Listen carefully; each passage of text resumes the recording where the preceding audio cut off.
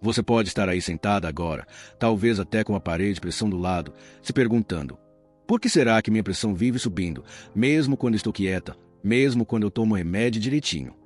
E talvez ninguém nunca tenha te explicado de verdade o que está acontecendo dentro do seu corpo. Talvez você tenha acreditado que a culpa era só do sal, ou da idade, ou daquele estresse que você tenta esconder até de si mesma.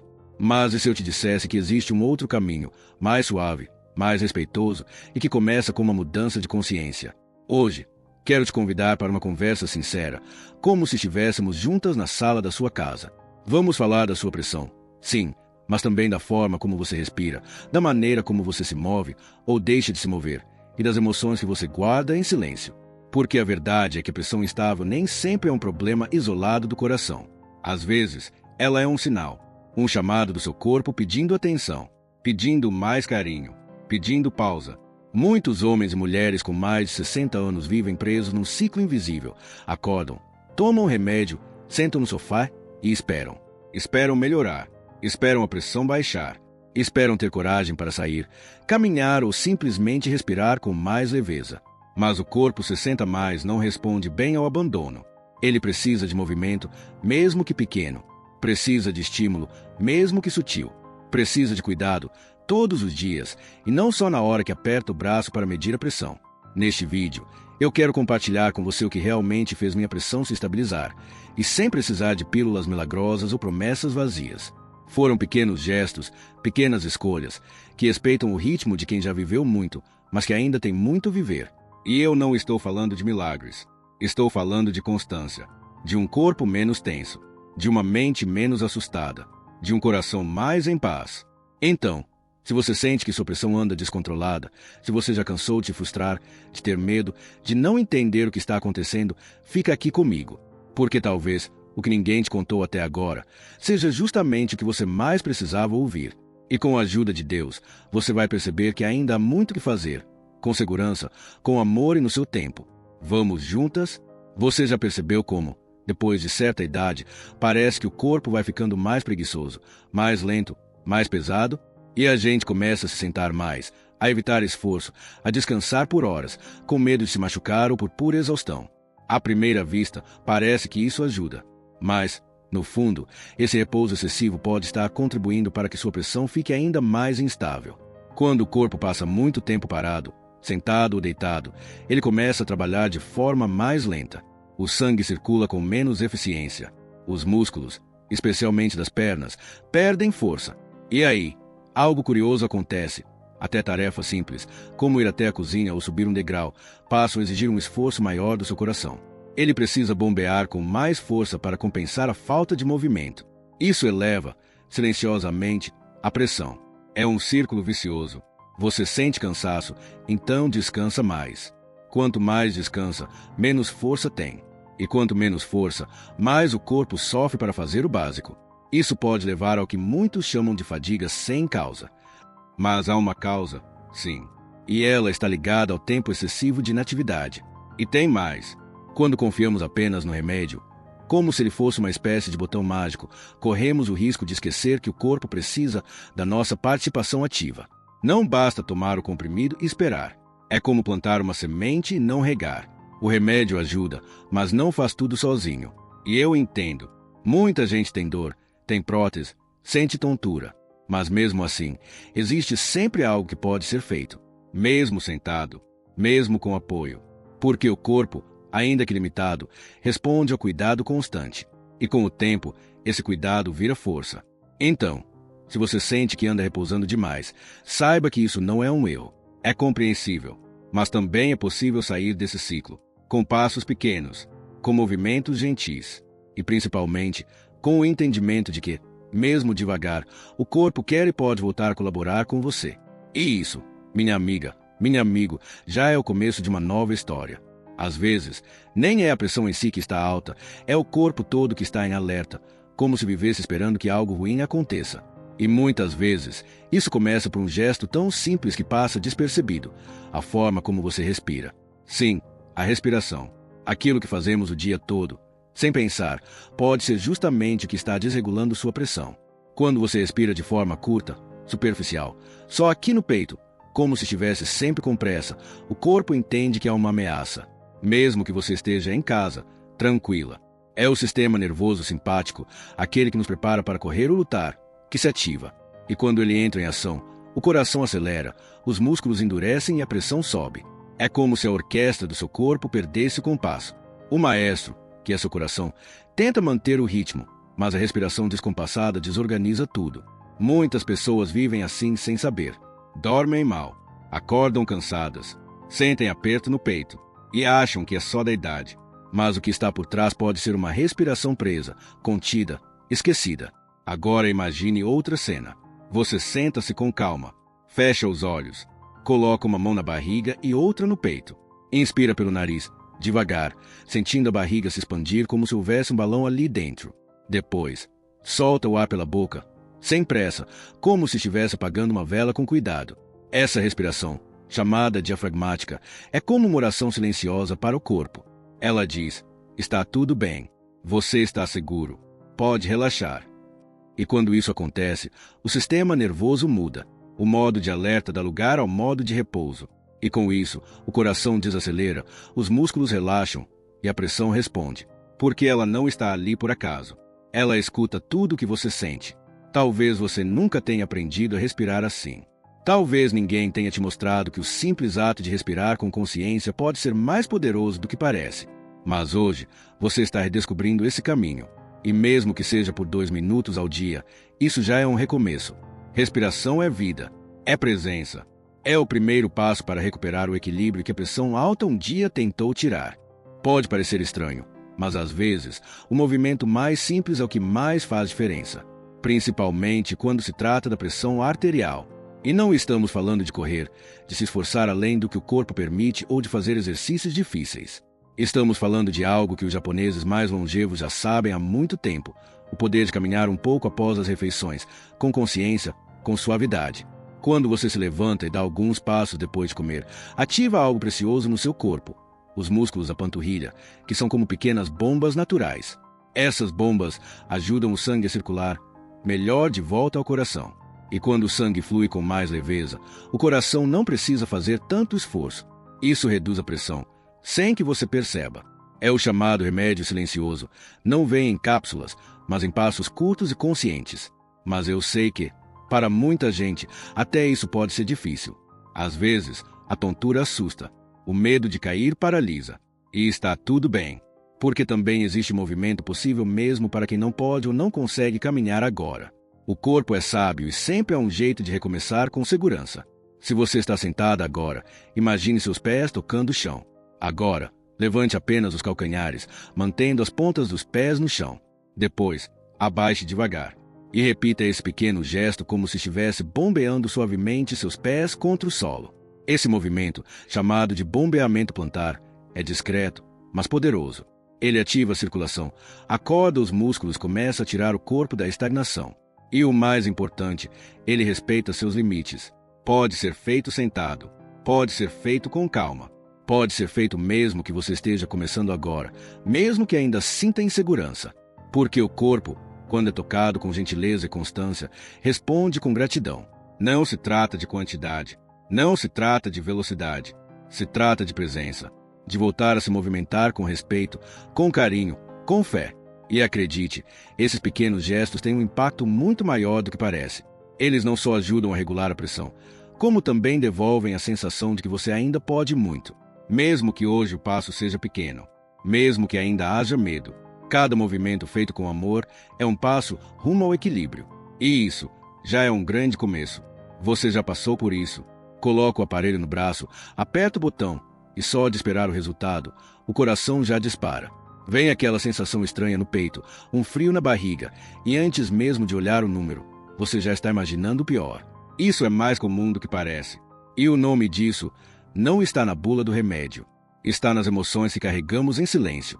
Muitas pessoas medem a pressão com medo. Medo de encontrar um número alto. Medo de confirmar aquilo que sentem, mas não querem aceitar. E esse próprio medo, essa ansiedade antecipada, pode alterar os resultados. O corpo entra em estado de alerta, a respiração muda, os músculos se contraem, e aí a pressão sobe. Não porque há algo errado no coração, mas porque o coração está reagindo ao pânico. A verdade é que a forma como você se prepara para medir a pressão tem tanto impacto quanto o próprio aparelho. Se você está tensa, preocupada, com o corpo contraído, é natural que o número venha mais alto. Mas isso não é a sua pressão real, é a sua pressão emocional. É por isso que alguns rituais simples podem transformar essa experiência. Antes de medir, sente-se com calma. Respire profundamente. Apoie os pés no chão. Coloque o braço relaxado sobre a mesa, na altura do coração. E, se puder, feche os olhos por um momento e diga algo para si mesma como: está tudo bem. Eu estou cuidando de mim. Lembro de uma mulher chamada Dona Célia. Toda vez que media a pressão, ela ficava apavorada. Achava que ia ter um infarto só de olhar o número. Até que um dia, ela decidiu fazer diferente. Passou a respirar antes, a relaxar o corpo, a confiar. E com o tempo, a oscilação desapareceu. O aparelho parou de ser um inimigo. Virou um aliado. Esse pequeno exemplo mostra que o corpo escuta aquilo que a mente sente. Medir a pressão não precisa ser uma sentença. Pode ser um momento de escuta, um momento de cuidado. Porque quanto mais gentileza você oferece ao seu corpo, mais ele devolve com equilíbrio. E a pressão, que parecia indomável, começa a encontrar um novo ritmo. O seu ritmo. Um ritmo que nasce da paz e não do medo. Durante muito tempo, ouvimos que o sal era o grande inimigo da pressão alta. E, de fato, para muitas pessoas, o excesso de sal pode sim provocar desequilíbrios. Mas há um outro elemento, silencioso e muitas vezes esquecido, que também mexe profundamente com a pressão. O açúcar. E não apenas o açúcar que você coloca no café, mas aquele que está escondido nos alimentos que parecem inofensivos. Depois dos 60, o corpo reage de forma diferente aos picos de glicose. Alimentos muito doces, ou com carboidratos refinados, geram uma oscilação rápida nos níveis de açúcar no sangue. E o corpo, tentando se equilibrar, ativa mecanismos que afetam diretamente a pressão. Você não percebe de imediato, mas logo depois de uma sobremesa, pode vir aquela sensação de calor, de agitação, de cabeça pesada. Isso não é por acaso. É o sistema tentando compensar um excesso. E o mais surpreendente é que muitos desses alimentos estão disfarçados de saudáveis. Produtos com rótulo light, zero gordura ou baixo teor de sódio podem conter adoçantes ou açúcares escondidos que confundem o organismo. Eles prometem leveza, mas o efeito no corpo pode ser o oposto. O coração acelera, a pressão sobe, e você nem imagina o motivo. Um teste simples pode revelar muito. Depois de comer um alimento doce, observe seu corpo por 30 minutos. Como está a sua respiração? Sente algum incômodo? Está mais agitada ou mais cansada? Seu corpo fala, mas para escutá-lo, é preciso criar esse espaço de atenção. A ideia aqui não é cortar tudo ou viver com medo da comida. É desenvolver consciência. É olhar para o prato com mais curiosidade e menos culpa. É entender que o equilíbrio também está na forma como você se relaciona com os sabores da vida. Comer com presença, com moderação, com intenção. A pressão não responde apenas ao que está no sal. Ela responde ao ritmo com que você vive, ao modo como você se alimenta e ao carinho que você oferece a si mesma nas pequenas escolhas do dia. Porque cada colher que respeita o seu corpo também ajuda o seu coração a bater com mais tranquilidade. E isso é um gesto de amor. Um amor que começa pelo que você coloca no seu prato e que se espalha por todo o seu ser. Há dores que o remédio não alcança. Há tensões que nem sempre vêm do corpo, mas da alma. E há momentos em que, mesmo fazendo tudo certo, a pressão continua oscilando como se algo dentro de nós ainda estivesse inquieto. É aí que a espiritualidade pode se tornar uma aliada profunda, não apenas para o espírito, mas também para o corpo. Muitos homens e mulheres com mais de 60 anos têm uma fé silenciosa, uma conexão íntima com Deus, com a oração, com a gratidão. E essa força interior, quando cultivada com constância, tem um impacto real na saúde. Não é apenas consolo, é regulação, é equilíbrio. Porque quando você ora, agradece ou simplesmente silencia para ouvir seu coração, o sistema nervoso se reorganiza. O corpo entende que está seguro. E a pressão, antes elevada pela tensão, encontra espaço para se acalmar. Você já reparou como, após uma oração sincera, o corpo parece mais leve, como se o fardo tivesse diminuído? Essa sensação tem base fisiológica. A espiritualidade ativa o sistema parasimpático, responsável por restaurar, curar, regenerar. E isso se reflete diretamente na pressão arterial, na respiração, nos batimentos cardíacos. Mas há também algo mais sutil, as crenças que você carrega. Às vezes, Mesmo orando, você pode guardar dentro de si frases como meu corpo não presta mais, já estou velho demais, isso nunca vai melhorar. Essas vozes internas mantêm o corpo em alerta, como se o coração quisesse gritar mais alto que a mente, tentando lembrar que ainda existe vida, esperança, possibilidade. É por isso que a espiritualidade não é só rezar, é também falar com mais amor consigo mesmo. É escolher, todos os dias, uma frase de bênção, um pensamento de gratidão, uma memória que acalme. Pode ser ao acordar, ao comer, ao deitar. Momentos simples, mas cheios de intenção. Imagine dizer a si mesmo, em voz baixa, com a mão no peito: Gracias, Deus, por este corpo que me sigue acompanhando. Essa frase, repetida com fé, pode ser mais poderosa do que qualquer tranquilizante, porque ela reconecta você à fonte da vida. E nessa conexão, o corpo descansa, o coração agradece e a pressão, silenciosamente, encontra seu lugar. Não por mágica, mas porque foi acolhida com verdade. E isso, sim, é medicina da alma. Quando se fala em músculos que afetam a saúde, muitos pensam logo nas pernas, na coluna, nos braços. Mas há um músculo, discreto e profundo, que tem um impacto direto na forma como seu corpo regula a pressão: o diafragma. Ele está ali, entre o peito e o abdômen, e participa de cada respiração que você faz. Só que, com o tempo, com o estresse, com a falta de movimento, ele pode se enrijecer. E quando isso acontece, todo o corpo sofre. O diafragma é como uma ponte entre o corpo físico e o emocional. Quando ele está livre, o ar entra com leveza, o coração bate em harmonia e a mente se acalma. Mas quando ele está tenso, a respiração se encurta, o peito se torna rígido e a sensação de sufoco ou aperto aumenta. Isso ativa, mais uma vez, o estado de alerta interno, aquele mesmo que eleva a pressão silenciosamente. E o mais curioso é que essa tensão muitas vezes não vem de esforço físico, mas de emoções guardadas. Preocupações, tristezas, sustos, mágoas, tudo isso pode se acumular ali, bem no centro do corpo. E o resultado é uma respiração truncada, superficial, que impede o relaxamento e mantém o coração sob pressão constante. Mas esse músculo também pode ser liberado, com um gesto simples, suave, feito com consciência e carinho.